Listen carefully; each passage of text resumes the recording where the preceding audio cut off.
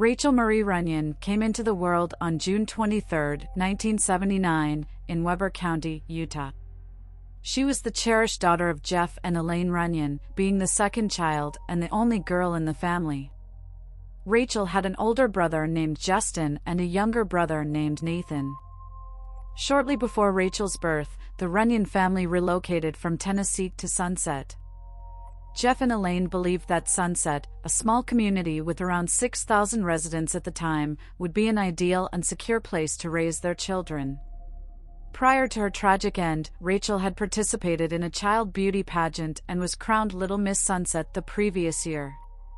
According to her mother, Rachael was a well-behaved child who, due to her young age, often observed playground activities from the sidelines while sucking her thumb. She found contentment in watching other children play.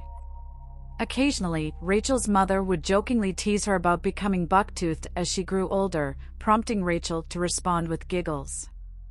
Despite feeling a sense of security within the Sunset community, Jeff and Elaine Runyan consistently warned their children about the dangers of trusting unfamiliar individuals who might try to lure them away from their home or any safe environment.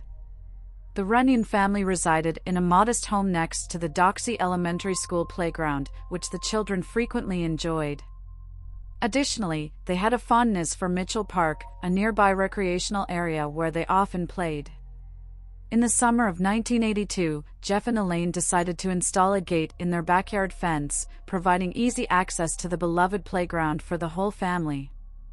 On the fateful morning of August 26, 1982, Rachael Runyan and her 5-year-old brother Justin approached their mother, Elaine Runyan, with a request. They wanted to play in the playground of Doxey Elementary School along with their younger brother Nathan, who was just 18 months old. It was uncommon for Elaine to allow her children to play without supervision outside their home. However, since she was busy preparing lunch for them and the school playground was a mere 15 feet away from their house, easily visible from her kitchen window, she agreed to their plea. Even so, Elaine constantly glanced out of the window and engaged in conversation with her children while cooking. When Elaine called her children for lunch around 12:55 p.m., only Nathan and Justin returned home. Justin urgently informed his mother that moments ago, Rachael had been forcefully taken from the park by a young black man. Initially, the man had enticed them with the promise of buying ice cream and bubble gum from a nearby supermarket. As they played in the sandpit, the man approached them, trying to lure the siblings into his car by offering to purchase candy for all three. When they neared the man's vehicle, Rachael expressed her preference for bubble gum-flavored ice cream. Seizing the opportunity, the man claimed to have that exact flavor in his car. Justin recounted how he cautioned Rachael not to go any further, causing her to turn away from the man. In response, the man swiftly picked Rachael up, placed her over his shoulder, and forcibly bundled her, as she screamed, into his car. Justin stood frozen with fear while Nathan remained by his side. Filled with panic, Elaine hurried to the supermarket the kidnapper had mentioned, desperately asking staff and shoppers if they had seen a little blonde girl, a 3-year-old, in the company of a black man. Unfortunately, no one she encountered had witnessed her daughter's presence. Approximately 20 minutes after Rachael's disappearance, Elaine reported the abduction to the Sunset Police Department. Upon receiving the distressing news of Rachael's abduction, the Sunset Police Department swiftly implemented roadblocks throughout the city and its vicinity. Unfortunately, this strategy did not yield the desired results of capturing the suspect or locating Rachael. Recognizing the urgency of the situation, a task force comprising 10 dedicated investigators was promptly assembled to delve into the mysterious disappearance of the child. These investigators were drawn from various counties in Utah and placed under the supervision of Sheriff Brent Johnston. Both Justin Runyan and another 10-year-old child, who had encountered the man at the playground, provided descriptions to the investigators. They described him as a light-skinned African-American individual, aged between 30 and 35 years old, standing approximately 6 feet tall, with a medium build, sporting an Afro-style haircut and a distinctive handlebar mustache. The perpetrator drove an older model dark blue car with wood grain stripes adorning the sides. Prior to the abduction, the man had spent at least 15 minutes at Mitchell Park, engaging in conversations with different children while sipping coffee. Furthermore, investigators discovered that he had interacted with the Runyan children for a few minutes before they accompanied him partway towards his vehicle. Although the eyewitness accounts enabled the police to create a detailed composite sketch of the abductor based on his physical appearance, the only witnesses to the abduction were the 3 young children.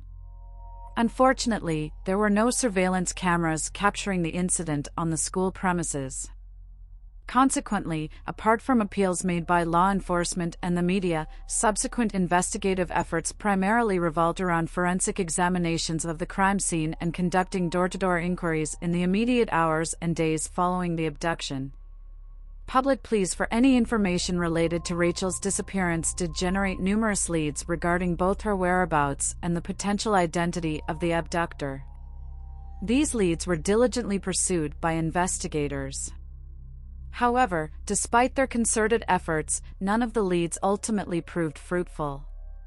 On September 19, at approximately 5 p.m., a family was traveling along a mountain road in Mountain Green, Utah, around 50 miles away from Sunset. They decided to make a stop at a turnout near Trappers Loop Road, allowing their children to play by a nearby stream and throw rocks into the water. As the children explored the area, they came across what initially appeared to be a doll partially concealed by shrubbery at the stream's edge. However, upon closer examination, they realized that it was the lifeless body of a young girl, unclothed and with her hands bound behind her back. Rachael's relatives, upon being informed of the discovery, tentatively identified the body based on a chipped tooth and earrings that matched her piercings. Due to the advanced decomposition of the body, the exact cause of Rachael's death could not be definitively determined. The coroner was unable to rule out smothering as a possible cause of her tragic demise. Following the official identification of their beloved daughter, Jeff and Elaine Runyan organized Rachael's funeral service at the Sunset Stake Center. The ceremony was attended by more than 300 mourners who came to pay their respects. Rachael's final resting place is in Washington Heights Memorial Park, located in Ogden, Utah. She was laid to rest in a white casket embellished with her photograph, accompanied by a single pink rosebud and one of her cherished Raggedy Ann dolls. Etched on Rachael's gravestone are the poignant words, "She brought a nation to its knees." Although Rachael's murder is an unsolved case, Lieutenant Phil Olmsted, who first answered Elaine Runyan's frantic call for assistance following her daughter's abduction, continually assured the Runyan family of the Sunset Police Department's determination to find Rachael's murderer or murderers.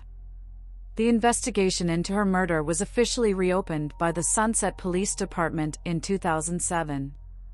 Police continue working closely with the Utah Attorney General's office in their efforts to apprehend and convict the perpetrators. A reward of $58,000 is available should any information leading to the arrest and subsequent conviction of the person or persons responsible be provided to authorities. Hopes for the identification of the perpetrator rest primarily on notable advances in forensic technology in the years since 1982. As a means to this end, investigators have not ruled out the possibility of exhuming Rachael's body to retrieve further forensic evidence. DNA testing conducted on items found near Rachael's body in 2007 yielded tentative results, although they have not helped advance the investigation. Rachael's family has never given up hope her killer will be found.